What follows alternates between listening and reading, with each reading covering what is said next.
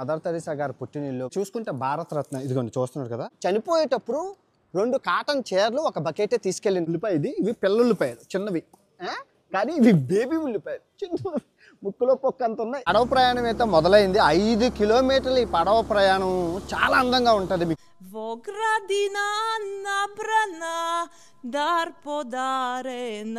Good morning from Macedonia, రాజధాని స్కోపియా నుంచి. So ఈ రోజు మనం మదర్ తెరీసా పుట్టినిల్లు రాజధాని స్కోపియా అందాలు మీకు చూపించబోతున్నాను. చాలా అందంగా ఉంటుంది. లాస్ట్ వీడియో అలెగ్జాండర్ దండయాత్ర అని చెప్పి లాస్ట్ వీడియో చేశాను. అలెగ్జాండర్ పుట్టినిల్లు అయినా ఈ దేశం నుంచి చేశాను. లాస్ట్ వీడియో చూడండి, చాలా బాగుంటుంది.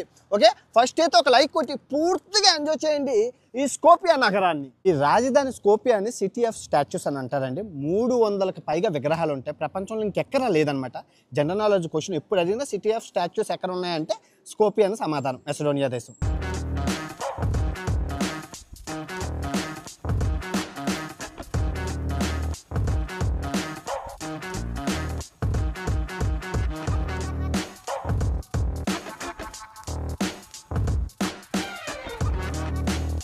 సో మొట్టమొదటి ప్రదేశం వచ్చేసి ఓల్డ్ బజార్ అండి. చాలా పెద్దది, చాలా బాగుంటాయి. అంటే అన్ని రకాలు దొరుకుతాయి అనమాట. అన్నీ మీకు చూపిస్తాను. ఓకే, మార్కెట్ చూడండి ఎంత పెద్దది ఉంది అనడానికి. ఎంత ఉందో, ఓడి అమ్మో చాలా పెద్దది ఉంది రోయ్. ఓహో, ఏంటవి? పచ్చిమిరపకాయలండి. మార్కెట్లో వచ్చి రాగానే బేబీ ఉల్లిపాయలండి, భలేగా ఉన్నాయి. చిన్న చిన్నవి, ఇదిగో చిన్న చిన్నవి, బుజ్జి బుజ్జివి, చాలా చిన్నవి.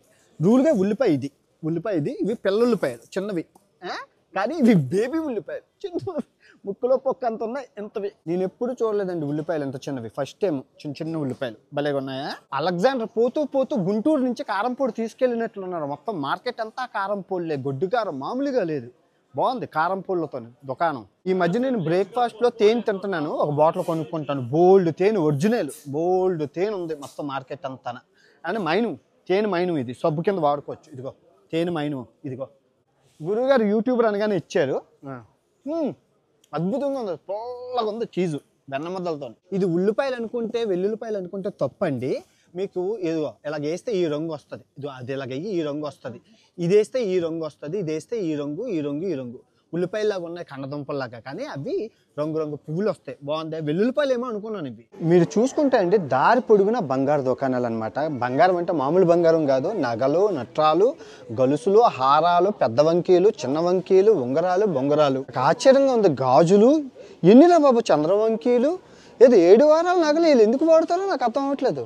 మళ్ళాగా అన్నీ వాడుతున్నారు. సిల్వర్ కన్నా ఎక్కువ బంగారు దుకాణాలే ఉన్నాయి. మీరు చూసుకుంటే అన్ని బంగారాలే. సో మొత్తానికి వచ్చేసామండి మదర్ తెరీసా గారు పుట్టినిల్లు. భారతరత్న, నోబెల్ శాంతి అవార్డు గ్రహీత, స్వర్గస్థురాలు అయిపోయారు మదర్ తెరీసా గారు. ఎన్నో సేవలు చేశారు కలకత్తా నగరం. ఇప్పుడు లోపలికి వెళ్ళి అవన్నీ తెలుసుకుందాం, చాలా బాగుంటుంది. లోపలికి వెళ్ళి మిగతా విశేషాలన్నీ తెలుసుకుందాం. మీరు చూసుకుంటే భారతరత్న ఇదిగోండి చూస్తున్నారు కదా. గవర్నమెంట్ ఆఫ్ ఇండియా అత్యున్నత పురస్కారం అందరికీ ఇవ్వరు. అలాంటి భారతరత్న ఇది ఎగ్జిబిషన్లో లేదు, మేడం గారు తెచ్చిచ్చారు. మదర్ తెరీసా నిజంగా గ్రేట్ కదా, సూపర్ కదా.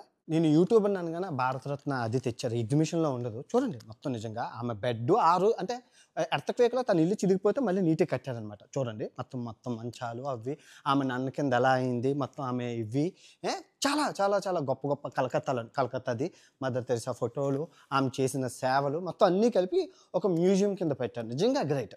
మదర్ తెరీసా గారి చరిత్ర చూసుకుంటే 1910లో పుట్టారు. ఆ తర్వాత 1929లోని కలకత్తా భారతదేశానికి వచ్చారు. ఆ తర్వాత 1951లోని భారతీయ పౌరసత్వం వచ్చింది. ఇది అంటే భారతీయురాలుగా అయిపోయారు మదర్ తెరీసా గారు. ఆ తర్వాత మీరు చూసుకుంటే ఇది భారతరత్న 1980లో భారతరత్న ఇచ్చారు. రాశారు ఎక్కడ దాయలేదు. మీరు చూసుకుంటే ఇది మీరు చూసుకుంటే మన భారతదేశంలో మత విద్వేషాలు రెచ్చగొట్టే దరిద్రులు ఉన్నారండి. నిజంగా ఎందుకు చెప్తున్నానంటే భారతరత్న గ్రహీత, నోబెల్ శాంతి పురస్కార గ్రహీత, భారతీయ సిటిజన్షిప్, భారతీయ పౌరసత్వం అంటే భారతీయ రాలుని నిజంగా ఇప్పుడు అంటే పని లేని కొత్తలోడు పిల్లి గుద్దలో చేయి పెట్టి వాసన చూస్తున్నట్లు ఏక తోక తీసి మదర్ తెరీసా చీకటి కోణాలు, చీకటి రహస్యాలు, ఇంకా చచ్చిపోయి స్వర్గస్థురాలు అయింది. చనిపోయేటప్పుడు 2 కాటన్ చీరలు ఒక బకెటే తీసుకెళ్ళింది. తనతో ఆస్తులు గట్ట తీసుకెళ్ళలేదు. మత ప్రచారం చేసిందని ఒకడు, డ్రగ్స్ అమ్మిందని ఒకడు, ఇంకేదేదో నోటుకొచ్చినట్లు. అంటే యూట్యూబ్ ఛానల్ ఉంటుంది, వాడు డబ్బులు ఖర్చు పెట్టుకొని ఇక్కడ రాలేడు, ఏదో గూగుల్లో 2 ఫోటోలు తీసుకుని నచ్చినట్లు ఇష్టం వచ్చినట్లు మదర్ తెరిసా గారు పాపం చనిపోయిన వాళ్ళ మీద మనం భారతదేశం ఏమైనా మతి లేనిదా? భారతరత్న ఇవ్వడం అతి ఉన్నత పురస్కారం. భారతరత్న అందరికీ ఇచ్చేదివే, భారతరత్న అందరికీ రాదు. ఇటు 7 తరాలు అటు 7 తరాలు చెక్ చేసినట్లు మొత్తం క్లీన్ చీట్ ఉంటేనే భారతరత్న వస్తుంది. అలాంటి భారతరత్న గ్రహీత మదర్ తెరిసాకి మీరు నోటుకొచ్చినట్లు రాడు. మతి లేని వాళ్ళు పిచ్చిన కొడుకులు అని మతం మొదలైనా చెప్పాలి నిజంగానే. అదే మదర్ తెరిసా ఒక మన హిందూ అయితే ఏం చేస్తారు అప్పుడు? ఇంక నోరు మూసుకున్నాడు. క్రైస్తవరాలు అన్న పాపానికి ఏదో మతం చేసింది, ఏదో చేసింది. అరే చేసిన సేవను గుర్తించండి రా. మీరు పెట్టడం కొన్ని పెట్టనివ్వడం నిజంగా దరిద్రులనే చెప్పాలి. కుష్ఠరోగులనే మనం ఏంటి అంటరానితనం కింద చూస్తాం. కుష్ఠరోగులని హక్కును చేర్చుకొని సేవ చేసిన మాతృమూర్తి చనిపోయి స్వర్గస్థురాలు అయిపోయింది. మీరు ఆమె గురించి మాట్లాడే అర్హత లేదు. నీకు మాట్లాడాలనుకుంటే డబ్బులు ఫ్లైట్ టికెట్లు ఖర్చు పెట్టుకొని ఇదిగో ఈ స్థలం దగ్గరికి వచ్చి అక్కడ అన్ని చదివి ఆ ఇల్లు గట్ట సందర్శించి అప్పుడు మాట్లాడు. మీకు ఆర్కియాలజీ మ్యూజియం అంటే పురావస్తు శాఖ వారి మ్యూజియం అంటే ఇక్కడ అలెగ్జాండర్కి సంబంధించినవి అన్నీ ఉంటాయి. అవన్నీ మీకు చూపిస్తాను, చాలా బాగుంటుంది, పూర్తిగా చూడండి. చూసుకుంటే విగ్రహాలు చూడండి ఎన్ని ఉన్నాయో, బాగున్నాయా? చూస్తున్నవన్నీ క్రీస్తు పూర్వం విగ్రహాలండి, అన్నీని మీరు చూసుకోవచ్చు. మీరు చూసుకుంటే గ్రీకు వీరికి విగ్రహాలు అంటే పిచ్చి. ఎంత పిచ్చి అంటే ప్రతిదీ. అందుకే ఈ మెసడోనియాని సిటీ ఆఫ్ స్టాచ్యూస్ అని అంటారు. ఎక్కడ చూసినా మీకు విగ్రహాలే కనబడతాయి. వాళ్ళు ఏంటంటే ఆ రోజుల్లో మనుషుల్ని ప్రతిదాన్ని చిత్రీకరించి పెట్టేసుకునేవారు. గురువుల్ని, టీచర్లని దొరికిన కారికి ప్రతిసారి అదొక ఫోటో కింద అనమాట. ఆ స్టాచ్యూస్ అనేవి ఫోటో కింద. అలెగ్జాండర్ యుద్ధంలో గెలిచాక గుర్తుగా అన్నీ తెచ్చుకుంటారు అనమాట. అవన్నీ ఇక్కడ భద్రపరిచారు. అలెగ్జాండర్ యుద్ధం తర్వాత గుర్తుగా ప్రతి దేశం నుంచి విలువైన గిఫ్ట్లు తెచ్చుకుంటారనమాట.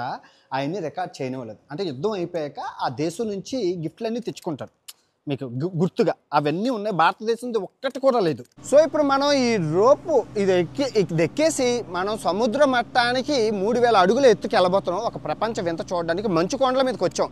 చాలా బాగుంటుంది. Let's go.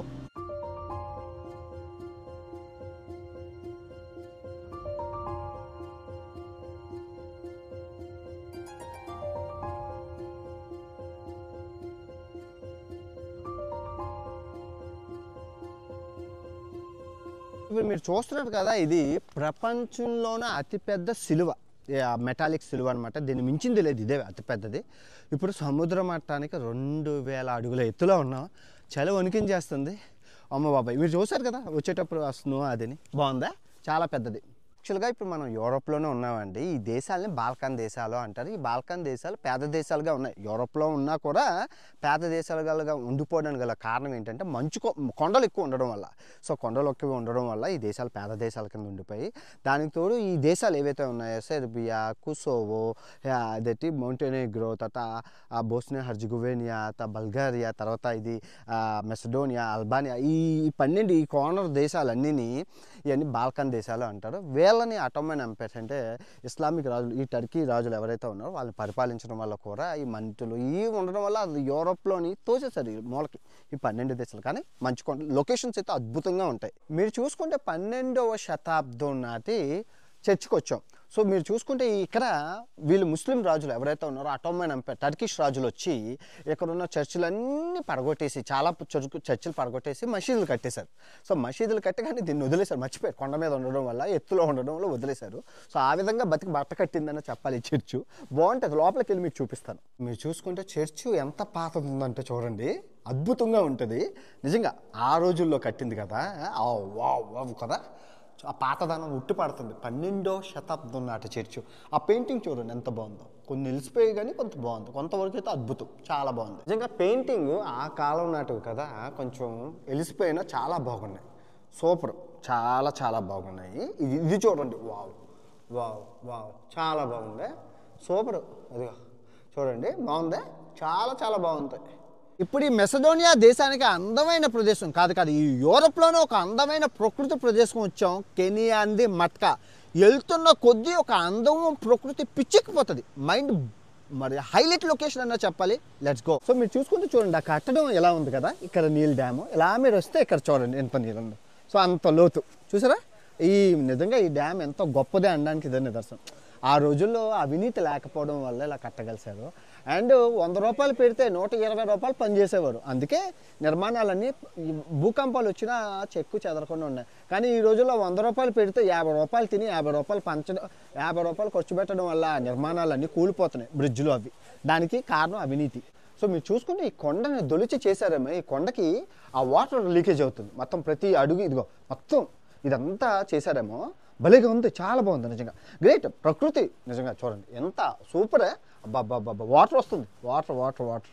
సో ఇప్పుడు మనం బోట్ ఎక్కి ఆ గుహ చూడడానికి వెళ్తున్నాం. ఒక 5 కిలోమీటర్లు ఈ కొండల ద్వారా ప్రవహించి అక్కడ గుహలు ఉన్నాయన్నమాట. బుర్ర గుహల టైప్లో వైజాగ్లో ఉన్నాయి కదా, అలాంటి గుహలను అయితే చూడబోతున్నాం. చాలా చాలా బాగుంటుంది. సో పడవ ప్రయాణం అయితే మొదలైంది. 5 కిలోమీటర్లు ఈ పడవ ప్రయాణం చాలా అందంగా ఉంటుంది. మీకు చూపిస్తాను, చూసి ఎంజాయ్ చేయండి. చాలా చాలా బాగుంటుంది. ప్రకృతి అందం అనమాట, చాలా అద్భుతంగా ఉంటుంది.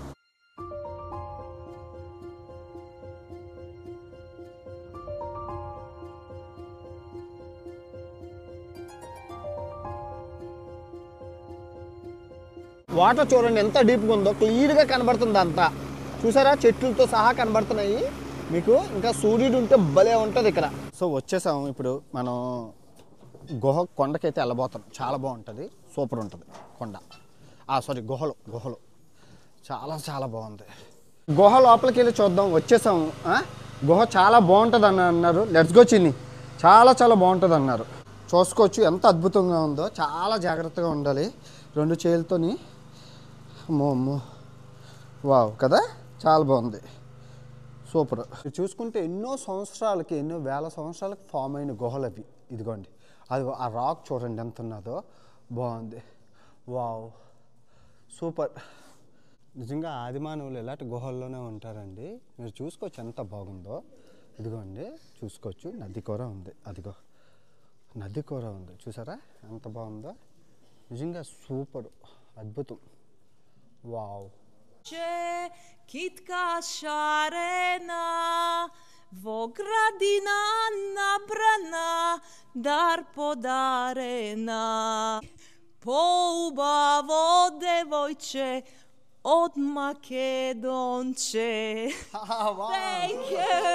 చాలా బాగుందండి, చాలా బాగుంది గుహ. అదిని అద్భుతం. చాలా రోజులకి ఒక మంచి గుహను చూపించాను, బాగుంది.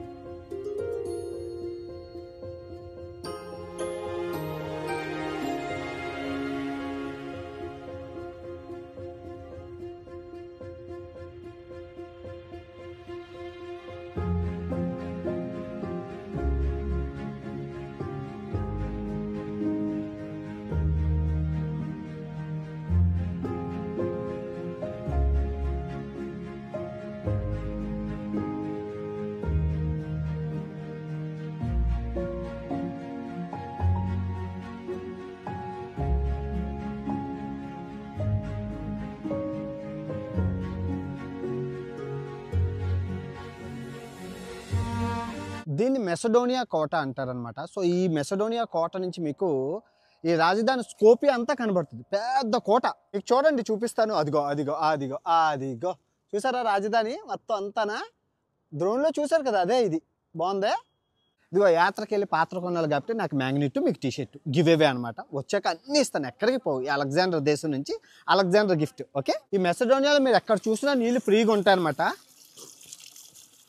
తాగేకి ఏం ప్రాబ్లం లేదు, సూపర్ వాటర్, ఫ్రీ చవక. ఇదిగో లోనే ఫేమస్ అయిన కుర్బా తినడానికి వచ్చానండి. కుర్బా అంటే ఏం లేదనమాట, మీకు సూప్ని మీటు బంగాళదుంపలు అన్నీ వేసి మీకు బాగా ఇది చేస్తారు. తర్వాత మంచిగా వెన్నలో కాల్చిన బ్రెడ్ అని ఇస్తారు. ఈ వేడి వేడి దాంట్లోని మనం అలా ముంచుకొని తింటుంటే భలే ఉంటుంది.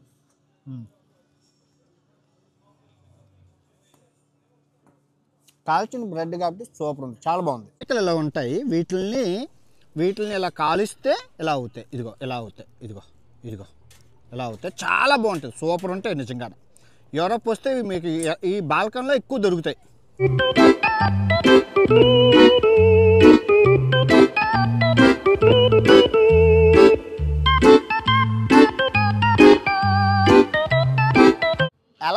ఏంటంటే ఈ మెసడోనియా దేశం రాజధాని స్కోపియా బాగుంది కదా. ఈ మట్కా కెనియన్ మటుకు సూపర్ న్యాచురల్. చాలా రోజులకి మీకు ప్రకృతిని అయితే చూపించాను. మీ అందరికీ తెలుసు నేను ఒక ప్రపంచ యాత్రికుడిని. నా దృష్టిలో అన్ని మతాలు అన్ని దేవుళ్ళు సమానంగా చూస్తాను. అందులో భాగంగా కొన్ని వీడియోలకు ముందు నుంచి ఇరాన్ దేశంలో ఆ మతాల వర్గీకరణ, ఇప్పుడు రాజకీయానికి మతానికి నేను చాలా దూరం, నాకు తెలిసి ఏది ప్రశాంతాన్ని కలిగిస్తుందో. రాజకీయం మతానికి చాలాగా దూరంగా ఉంటాను, అందరికీ దూరంగా ఉండమని చెప్తాను.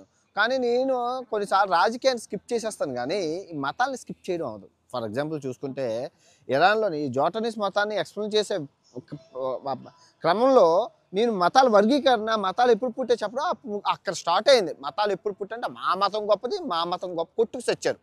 ఆ కొట్టుకు సత్తా దాన్ని ఎక్స్ప్లెనేషన్ ఇవ్వడం కోసం ఇంకో వీడియో అలాగే వీడియోలు పెరిగిపోతున్నాయి, కానీ ఎవరో మారట్లేదు. అసలు చాలా కష్టం. మొత్తం మాదులు ఉన్నారన్న చెప్పాలి. ఇంకోసారి కనుక మతాల కోసం మాట్లాడుతానని చెప్పించుకోవడానికి ఇంకా అసలు అది జోలికే రాను, పక్కన పెట్టండి. ఓకే, రేపు మరో మంచి వీడియోతో మీకు రాబోతున్నాను. కొత్త దేశం వెళ్తున్నాను, దీని పక్కనే ఉన్నదనమాట. బస్సు ఎక్కి పొద్దున్న 8 గంటలకు బయలుదేరాలి. తిరిగి రేపటి వీడియోలో కలుసుకుందాం. ఇట్లు మీ ప్రపంచ యాత్రికుడు, రాజధాని స్కోపియా, మెసడోనియా దేశం నుంచి. జై హింద్.